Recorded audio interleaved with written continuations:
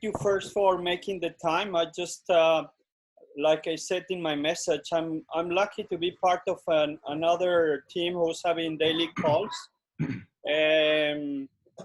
with Marshall Goldsmith.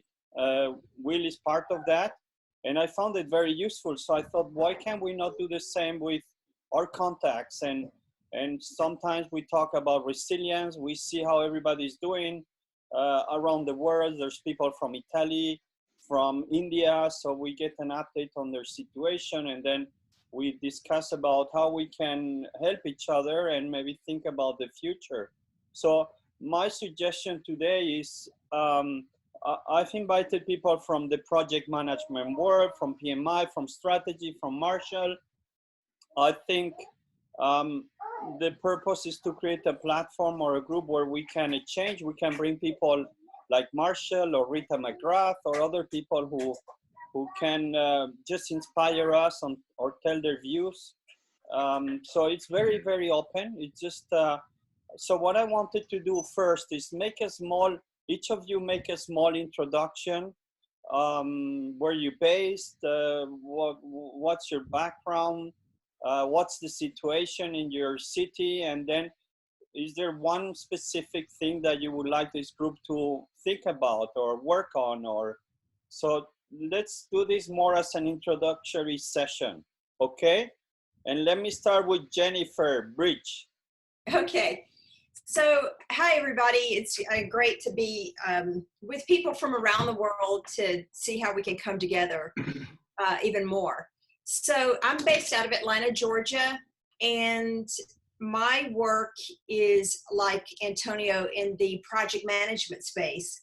And so in addition to my corporate clients, one of my major corporate clients has to do engineering under the sea, and they also do take that technology to space.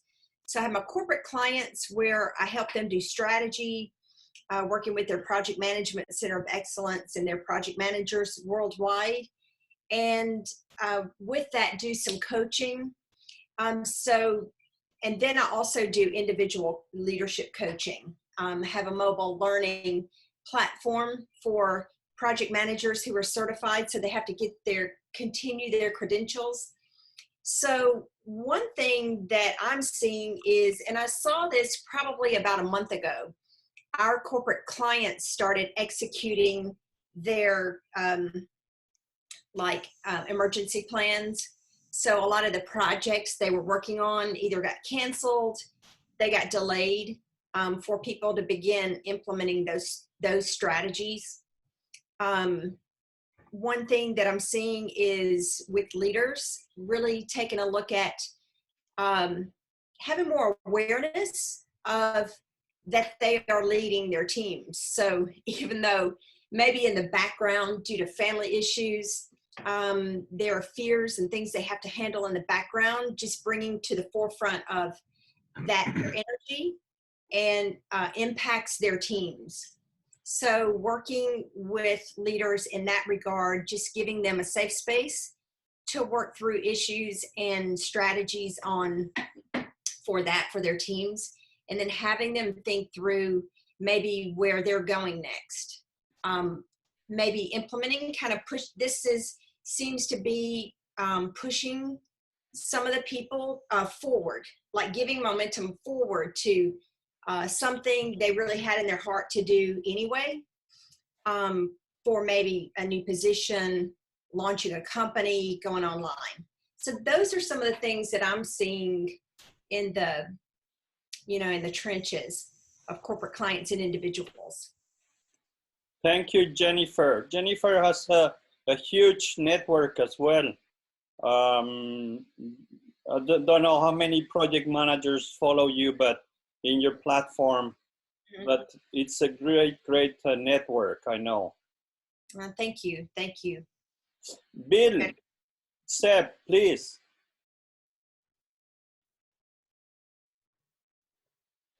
Okay, great. My name's Bill. I'm an American. I've lived in Europe since '90. For 25 years, I helped leaders with Lean Six Sigma to dramatically improve process performance. For the last 5 years, I've been learning and growing as a leadership coach, working closely with Marshall Goldsmith, and I'm lucky to know people like Ron and Antonio that have been huge boosts in my personal growth. The coronavirus, my wife is Italian, so we're watching what happens in Italy closely. Today was a hard day for me. I learned that two people that are people that I don't know, but they're people who I know, passed away from coronavirus. One was a 34-year-old guy, and another one was an elderly person where the virus snuck into his home from somebody visiting. Wow. We're in lockdown here in France and have been on lockdown for 2 weeks. And what I'd like to get out of this call with you is to explore together. We need to feel the pain of this, but at the same time, I think we have a massive opportunity right now for all of us to change the world if we can wake up and come out of the pain. So Shakespeare wrote half of his plays when there was a quarantine. Newton discovered the laws of gravity when there was a quarantine. So never before has there been a better time for us as leadership coaches to start reaching out to leaders and say, in the next 60 days, you have the best chance to improve ever. And I'm going to start, Ron Carucci, you posted a brilliant sales piece. Thank you so much. I'm going to start out calling people and saying, the meter's not running, but I want to have a call with you each week about leadership and coaching and start to build these relationships. So I'm going to take this coronavirus and turn it into a way to advance coaching. And I hope I can get some more ideas from you and we can share this kind of positive spirit. Thank you, Will. Will and I and Ron, we're part of the Marshall Goldsmith, who has access to many senior leaders as well. So I think we can influence, we get influence as well from some of our connections there. Thank you, Bill, for being with us. Christopher, I'm just going through the boxes as I see him. There's no order, so I just picked up.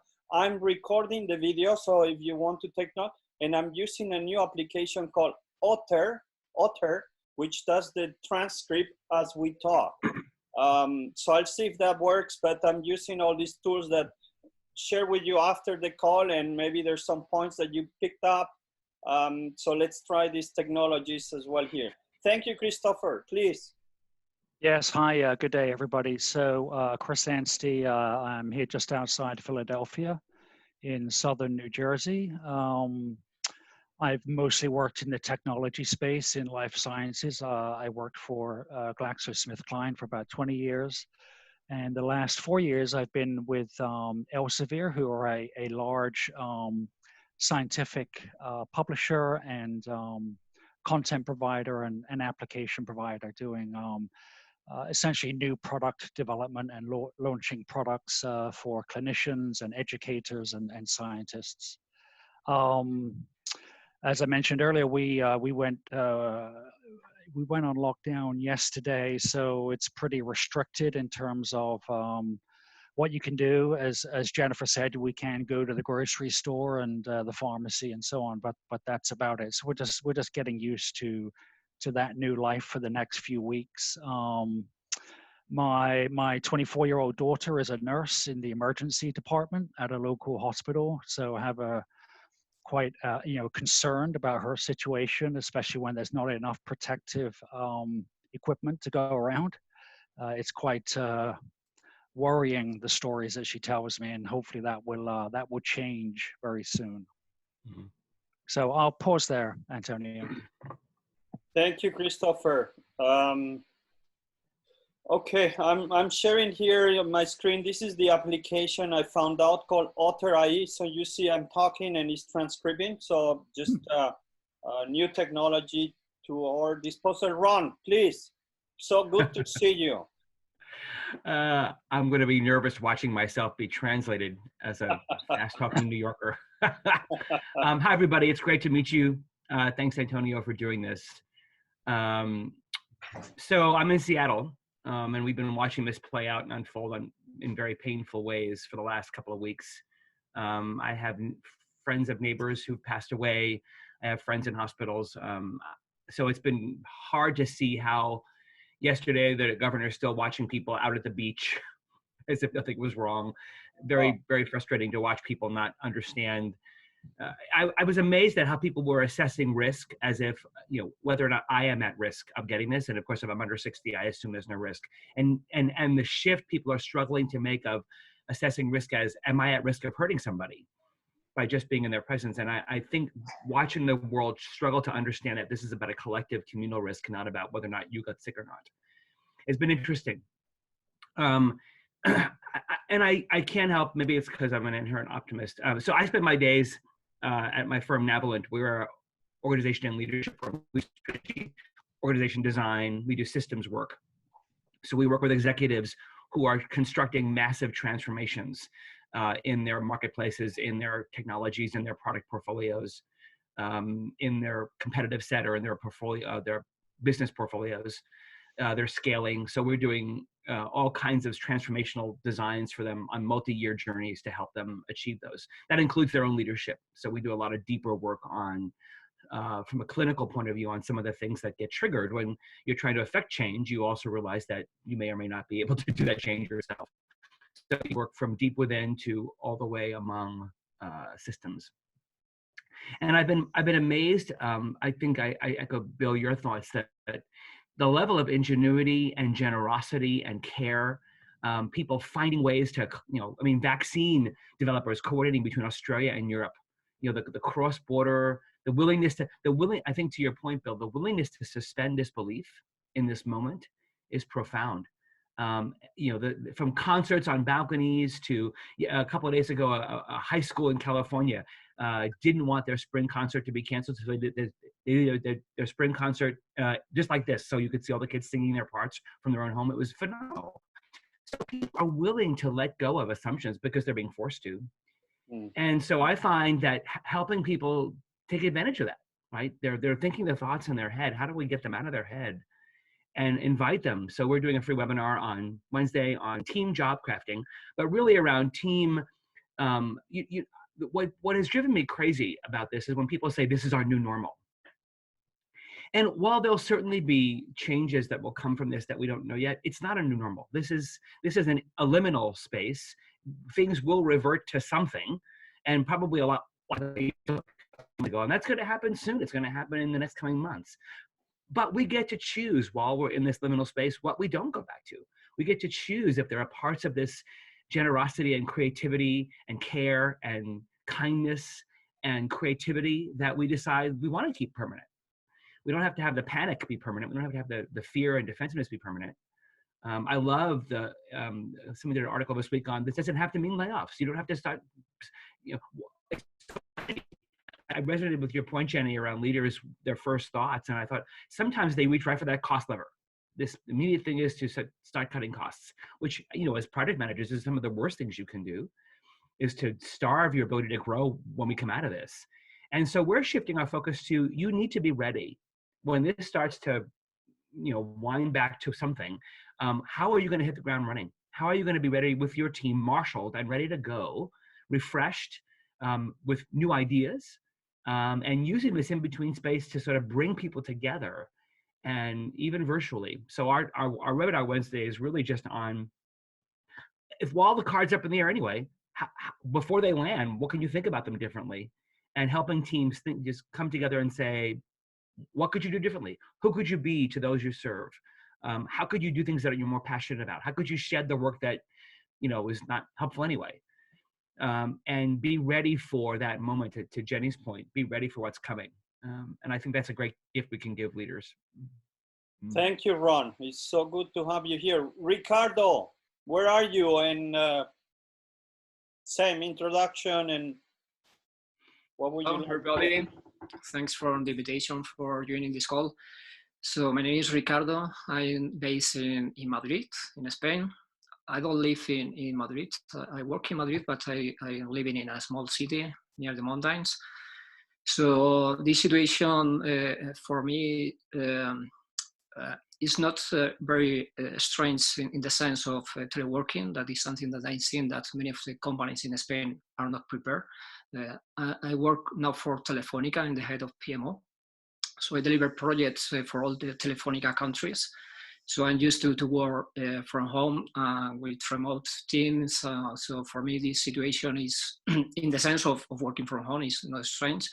But I'm seeing that is something that many of the companies in Spain are not prepared. We have a very good fiber network in Spain, so we have the capabilities and infrastructure, but it seems that we are not yet in all the companies to the level of being able to work from home.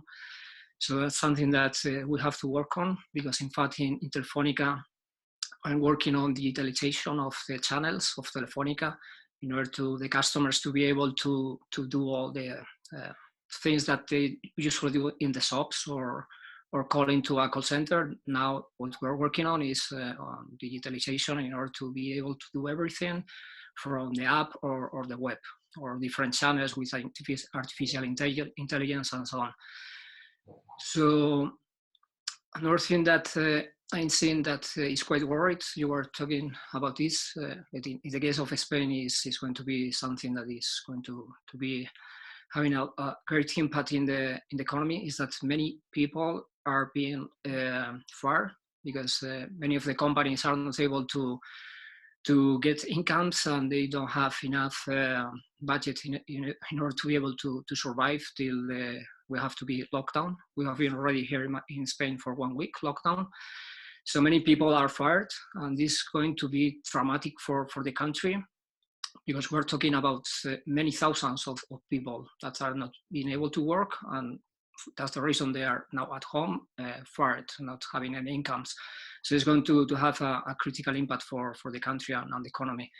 So that makes me think that we have to work more towards the digitalization in order to be able, for future situations like this, in order to be able to have another, let's say, plan B in order to try not to have so many people like we're having now fired. So that's what it worries me. And as well, I'm worried about our hospitals are already full packets, so we don't have more capacity in the hospitals.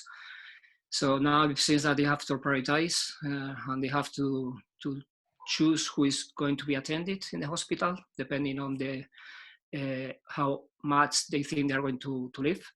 And that's quite traumatic, because now we're having situations where people are not attended in the hospital. So it's very traumatic, the situation we're having in Spain.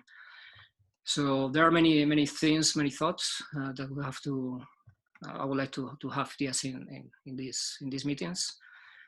Let's see, I'm open to share with you whatever I can. Okay. Thank you, Ricardo. Thank you for having you. Madrid is suffering one of the worst now situations besides Italy, and yeah, following very closely this. And the economy in Spain is very fragile, so that's one of the challenges. People get laid off very quickly, already with a 20% unemployment rate. So it's just, I don't know what's going to happen, but let's see if we can help. Jonathan, so good to have Jonathan here. He's been working with me for maybe 10 years on my books, my publisher, and he does a lot of great things in the UK with the major project authority, and he's a wealth of knowledge. So good to see your face, Jonathan. Thank you. Tell us a bit more. Thanks, Antonio. It's lovely to be here and to see all these great faces, everybody online. As you say, I was a business publisher for 30 years, and I had the great pleasure to publish Antonio.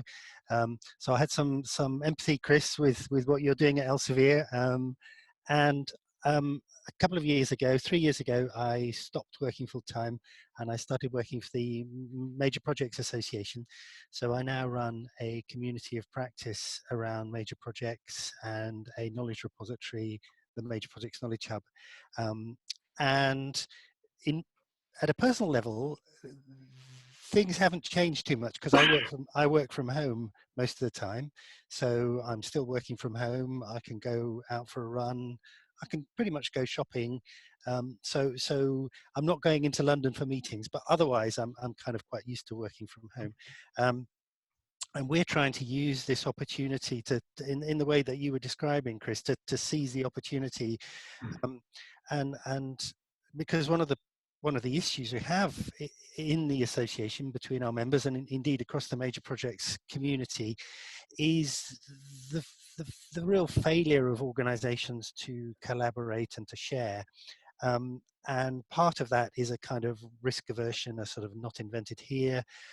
A lot of it's just been down to fairly basic fundamentals in terms of technology. I mean, they certainly in the public sector and indeed some of the private sector companies, you know, you ask them to move off the Microsoft suite onto anything and they say, no, sorry, computer says no, I can't join in this collaborative thing. My firewall won't let me, and that at a stroke that has been kind of resolved in the last week.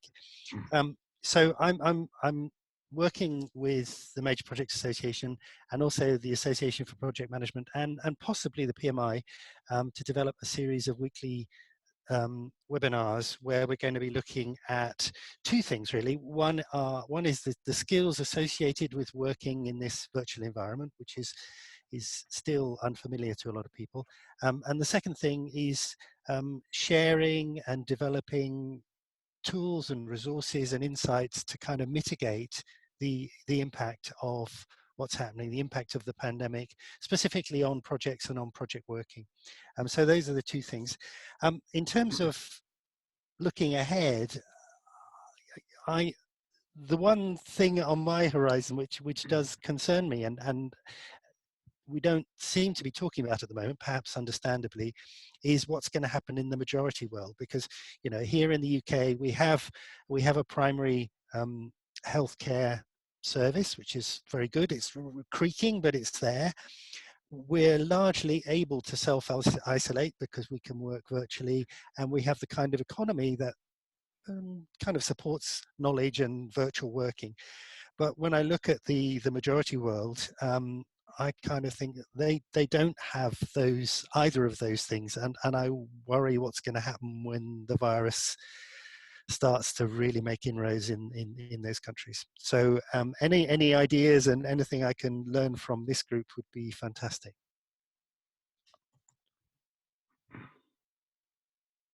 I'm on mute. Sorry. Thank you, Jonathan. And I think there's some people who might be able to speak to your last point. I know Deepa, for example, I see her. So we'll get back to Deepa, but I know she's very much into this area. So I'm so happy to connect. Nobody talks about Brexit, I guess, now in the UK. No. Okay. Bjorn, thank you for being here. And now you talk about crisis management, and so it's another point which you think is crucial. We don't know how long this is going to last. People were talking 2 weeks, 3 weeks. Now they're talking about 6 weeks. Some people say 6 months. So we might be in a crisis for longer than we were expecting. So thank you, Bjorn and Fleming later on coming in. Where are you now, Bjorn? In Iceland or Denmark? I'm in Iceland now. Iceland, so. Yeah. So, well, just a very short. I've been working with strategy for the last 25 years, and recently been involved with Fleming in developing a tool for implementing the strategy, trying to sort of simulate the governance part around strategy to the financial governance, so that people will take it equally seriously. So that's been my work for the last few years, to develop that and to get that in use, so that people can overcome some of the problems with implementing their strategy, because it's not transparent enough and so on. And just a short thing about from Iceland, I noticed that Ricardo was talking about people getting fired in Madrid. Here we have gone the way to say that the government emphasizes not to fire people, keep the employment agreement and keep the employment arrangement, so they compensate for having to go down to maybe 20 or 30% work, and so the government pays the difference. So they're trying not to have this firing firing around, because it doesn't really save any money in the long run. And it's only if it's 2 or 3 months you have to rehire people then after that. But what is interesting, and I would like also to have as a part of the discussion here, is the way that, because it sounds, maybe sounds easier, it sounds good to say, okay, we have to make a plan for the long term when we have a crisis. We have to have a plan how to continue when the crisis is over. But that isn't that easy. It's because when people do all sorts of things in the crisis that they never do otherwise. They have a sense of urgency they never have otherwise. That's the beauty of crisis. But when the crisis is over, they sort of, okay, it's over. You know, let's rest a little bit, and then maybe later think about how we proceed. And it seems to be sort of inherent in people to act like that. So the real challenge is to try to see, okay, how can we stop the bleeding we have to do now, and at the same time develop the rehabilitation, the recovery. So that's really what I think. And how can we treat that in a transparent way so that you can really engage people in that process? And for example, if you have people like here that are sitting home, they're still getting wages, and they're getting paid for wages in a sense. These are people that can be used for all sorts of things, you know, think and do things they don't have time to do otherwise. So so that's really the big sort of issue here, or let's say the big interest I have, is to say, how can we really make this work? How can we mobilize the people and so that they get hope, at the same time stop the bleeding or get the heart pounding again? Because we have here in Iceland a lot of tourists, as in Spain, for example, and that's really like a heart stop, you know. It's just, it stops, and it just disappears. Your business disappears overnight. So that's really what is on my mind. Thank you, Bjorn. Golce, thank you for joining from Turkey. Hello there. This is Gökçe Phillips from Turkey. Well, where should I start? I have a background in computer science. I've done some project management. I was working as process excellence manager for about 5 years in Dubai. And for the last 5 years, I've been focusing on my own company. We are looking at cryptocurrencies and blockchain projects. So slightly different, perhaps, interests in that perspective. But also I'm volunteering in PMI, and that's how I met Antonia. And for the last couple of years, we've been, we as in PMI France, Slovenia, Bulgaria and Turkey, we've been working on a project management for startups. So we were trying to find out ways of relating to startups, or trying to choose, pick and choose which tools and techniques would be relevant, and so on.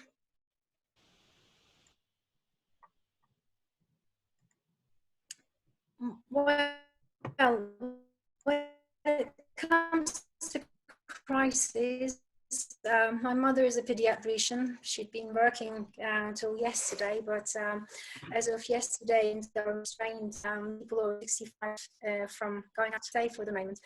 Well, Turkey has been fortunate in the sense that our first incident was 11 days ago. So we were late in catching the virus. Yet at the moment, there are about 1,000 cases. So I'm not sure if we learned from the rest of the world. The time will tell. And my interest in joining these courses, I agree with most of the people who spoke prior to me, in that we observe a lot of people being laid off, and me being a part of the startup environment as well. It's difficult to sustain the business, at the same time, startups are also the places where new ideas can be implemented very quickly. I'm also part of some startup communities, WhatsApp groups, and you wouldn't believe how many ideas are exchanged in terms of what can we do, because there are people out there with electronics skills or you know, biologist knowledge and etc. So in fact, there is a good amount of expertise and knowledge out there if utilized in you know, in combination. If there was a good project manager actually looking at those ideas, prioritizing, and saying, well, these ideas actually could work, and or could you know, bring benefits easily, quickly to the world. I think there needs to be something like that. So twofold really. One is we can actually manage startups in the right direction, and another one is how can we come up with ideas that will make startups sustain in these hard times. Thank you. Thank you, Golcha. Very interesting perspective. How can we use startups to accelerate some of the innovation and that we will need as soon as possible? So really like where you're coming from. Thank you. I'm sure there will be some talks around that. Let me move to Juanma. I know a good friend from the north of Spain, also quite international traveler. Thank you, Juanma. You've been doing a lot of work around risk as well. So yeah, tell us how are things there, a bit your background, and if this group can help on any particular topic.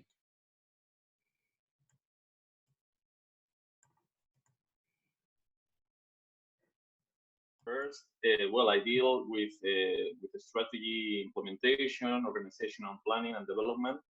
But I've been always interested in crisis, because let's say that I remember a quote from one of the founders of Nike that when, especially for startups, business is each time closer to crisis management.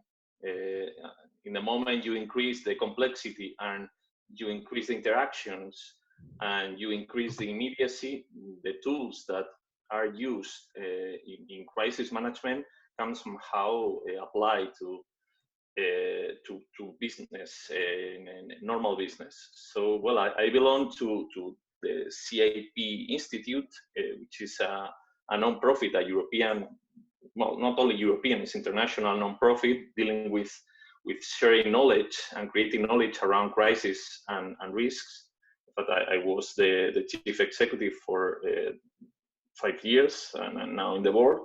And then we tried to experiment with that. Last year, we were dealing with the yellow jackets issue in Europe, how to approach that. It's not as critical as this event, but it was our first approach to something what is happening in real time. And this time in September, I was talking with the president yesterday. We will have something about the coronavirus. And well, it's something that is a challenge for our normal life. But I was reading this morning, a good friend writing on LinkedIn saying that, I took a note here, he said, we already were digital. We already knew how to do it. We just didn't know, did not realize it. So reflecting about that, say, well, I would like to be more optimistic in the sense that we have many capabilities that we are not using, and perhaps this can be, of course, is a dramatic situation, but it's also an opportunity to not to be back to the previous normal, but to a different normal that is an improved one. So that's my take from Spain. It's quite heterogeneous, as Ricardo said. In Madrid, the situation is tougher. I mean, more people. The density of population is it's easy to collapse the system. And in our area in Logroño, perhaps you can know it as La Rioja because of the wine. It's one of the best red wines in the world. We are a small community, and at the moment, there is no collapse from a health point of view. It's tough, but we are trying to do it as good as we can. Also, just one point about the firing people. It's not indefinite firing, it's temporary firings. There's an instrument here, a tool that is temporary firing, and all those people affected by the lockdown, the government created a regulation, and regulation, although included in this regulation, can, let's say, fire temporarily their people, and those people are paid by the government. So these people are not lost, and they are not needed to be rehired because they are still hired. So it's just an issue that I think Bjorn, I don't know the pronunciation, commented, is something that we still do. The problem is that not everyone can access to this, and there's many companies that are affected, but there aren't measures for them. So I think that's more or less all for now. Thank you, Ronmy. Very interesting perspective from the crisis management association. What are they doing, and what can we learn from them? That's going to be something that probably we can have a full session on what you're working on in that respect. Thank you. Now, Deepa Prada, it's so nice to see you. There's somebody that knows about development, and you've been working all your life with development, helping startups in that places in the world. So I'm sure we will learn from you so much, and in this crisis situation. So welcome, Deepa. Thank you. Hello, everyone. I'm Deepa, and I got to know Antonio through the Marshall Goldsmith 100, and we've run into each other at different events and conferences.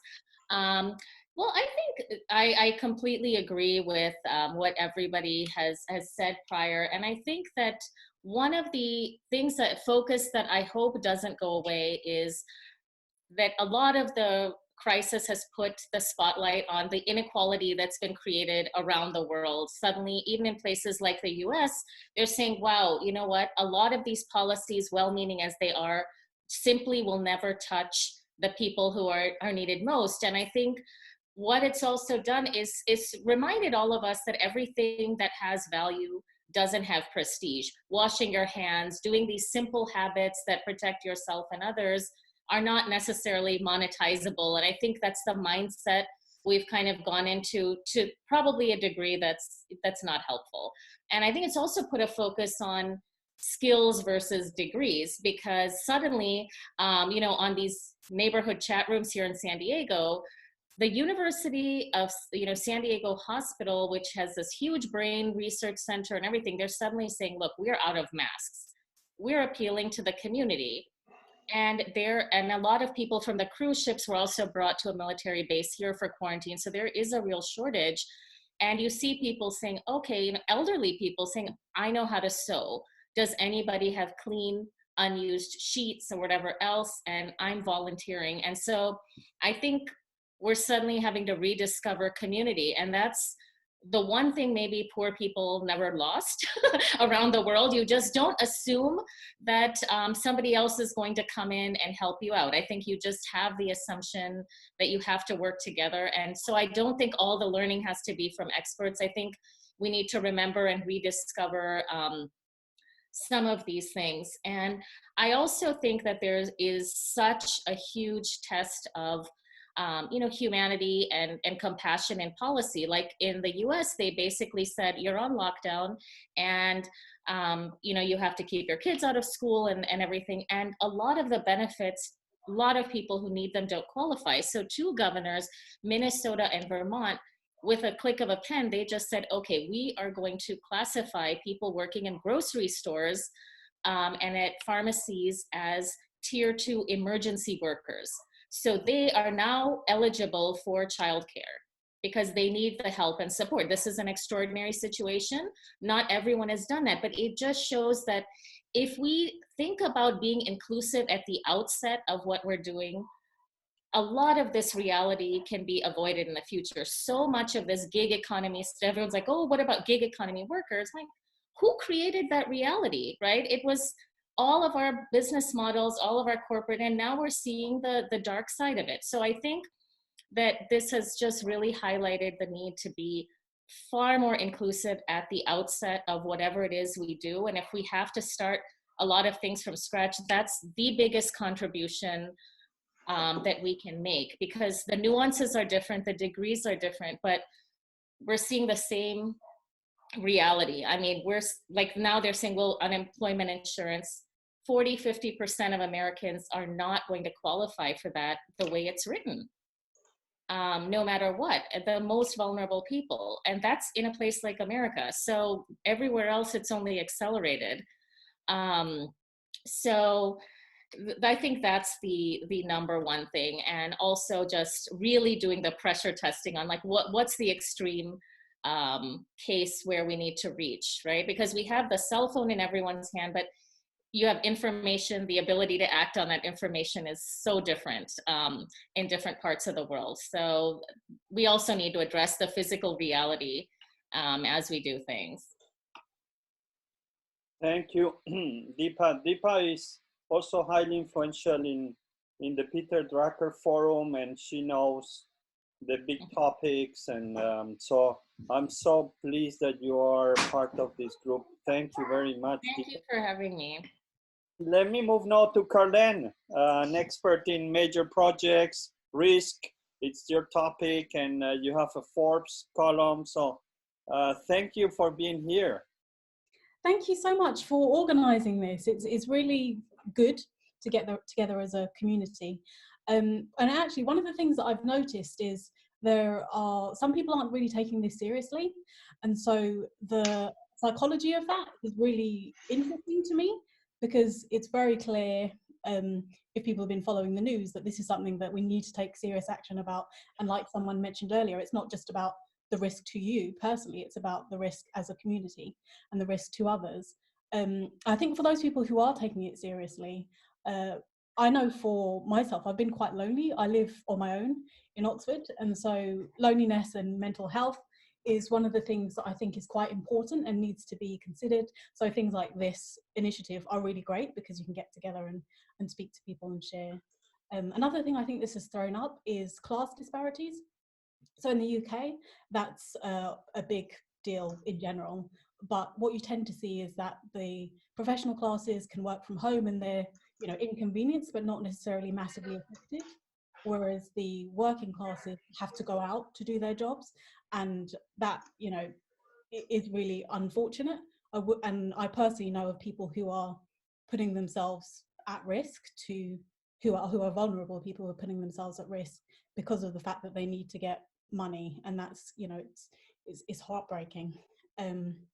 And I'm also studying at Oxford, so I'm on the major program management executive masters there, and I'm the class rep. So we normally meet roughly 1 week in 10 at Oxford to come together. We're a group of 56 people from representing 35 different nationalities, so it's a great group of very experienced professionals. And I'm looking at how we can support each other and also share resources. So I was thinking, we have a masterclass program where we get people who are experienced and knowledgeable into Oxford and come and speak to us. And I'm wondering if we can take that online. Thank you, Carlene. I'm glad we can support each other in these tough times. I can imagine it's not easy when you're alone. It's not easy when you're with somebody else, with your family. But when you're alone, it's also quite tough, I can imagine. Thank you, Carlene. We'll be together all this time. Thanks, Antonio. Sarah, thank you for joining us. Where are you now? Hello, and thank you very much for the initiative. I live in Logroño, it's northern Spain, and a colleague of Juanma, he invited me because I'm the president of the Project Manager Association, which is based here. And it's great to know that like professionals from many different backgrounds are joining together to put some rational in this thing, because like up to now is like everybody looks like looking to their own business, not caring about the rest of the ecosystem. And it's interesting to see how individuals are creating communities. For example, this 3D printing community for like respiratory devices and all that. That is like it's a contrast between what, like, I don't know how to explain that, like the official communications and the official actions, and how the people are volunteering and joining communities and building communities from scratch just to help each other, because they feel there's nobody else outside to help, right? And I recently joined the local community, or the local government here. Like, I work for the city since like 3 weeks ago, in supporting the innovation team with European funded projects, and also supporting the entrepreneurship community, like telling them about the resources available from the city and all that. So I think it's going to be interesting when all this it's over, how we from the public sector can make people really start moving the economic ecosystem, like from bottom again. Like, I don't expect like big initiatives from the government, but I hope we from the administration can support the local initiatives to regrow the communities again. So thank you very much again for bringing all those great people together. Thank you, Sarah. It's nice to have people from different areas. So thank you for having you here. Fleming, where are you? Well, I'm in Denmark. Thank you, Antonio, for arranging this. Actually, I'm living on a small island in the Baltic Sea. So, but even Corona is here. It's pretty close to the capital of Denmark, Copenhagen. So just give you a brief insight to Denmark, where we are. The virus we have had a lockdown now almost for 2 weeks, but still only 9 dead. So it's not that bad, but they expect that it will peak here during Easter. So not easy to say how it will go, but here the government have launched a lot of initiatives, meaning that companies who send people home, or they will get covered with 90% of wages and all fixed costs of the company. The situation of Denmark is we have no public debt, so they are pulling a lot of money into the market, and a lot of packages, even now discussing how they can help startups to survive, not to lose that part. What interests me is, well, I have the same background as Bjorn, working with strategy execution, coaching and leadership for the last 25 years plus. But now we are running something called Decide Act, which is a strategy execution platform. Basically, Bjorn explained that, so I will not go more into that. My concern, or what I'm occupied with, is actually well, 2 things right now. One is recovery management, and that means, you know, when you have fighted the disease, either as a person or as a company, how do we then ensure we have the right sense of urgency going ahead? Because we have seen from the financial crisis, where we work quite a lot with that it seems like when the new plan is in place, if any at all, then all the energy goes out of it anyway, and people have difficulties to focus on the right things. So we are right now focusing on how can we, and that's from a commercial point of view, with the tool we have, how can we support the recovery management in terms of keeping focus on the right things, and keeping up speed. Another thing that interests me quite a lot is, which I actually may be a question for you guys. We are discussing actually tomorrow to launch what we call the recovery initiative, because I think that there must be a way where we can use the collective intelligence of people all over the world to gather a lot of experience, knowledge, and maybe we can make that spread faster than the virus. So everything is available when people start to come to the face or focus on that, whether it's societies, it's companies or whoever. So that's what I would like to discuss. It's both, is that a relevant thing? And then in general, what is important to succeed with recovery management? Thank you, Antonio. Thank you, Fleming. So good to have you as well. Let me move to, I see we're coming too close to the end. So I want that. Gregory, thank you for joining. Where are you? Okay, thank you. I'm in Florida, on the Gulf Coast of Florida. So I spent the earlier part of this week in California and got to have the experience of making my way across the continental United States. Things have been quiet here. The thing I've been thinking a lot about for the last few days has been around the idea of business pivots. Looking at examples through history of how organizations make specific turning changes, a pivot point not unlike the way a dancer would do things. So that's what's been on my mind. It's good to meet everybody. I see quite a few names here that I recognize from the project management space as well as the strategy and coaching space as well. Thank you for having me. It's a pleasure. Thank you, Gregory, for being here. And yeah, please keep safe there in Florida. I saw big parties going on in the beach. Mm-hmm. Yeah. I haven't seen too much of that personally. I'm not close enough, and I've only been back for a day or so. Okay. Very, very interesting. I didn't expect to have so many, like, yeah, it's amazing what these networks can do. My proposal is that I will share your names. You can connect to each other. You can reach out individually. You can, you know how LinkedIn works. If you want to use our names to propose and propose your messages, just do it. Let's act as a community.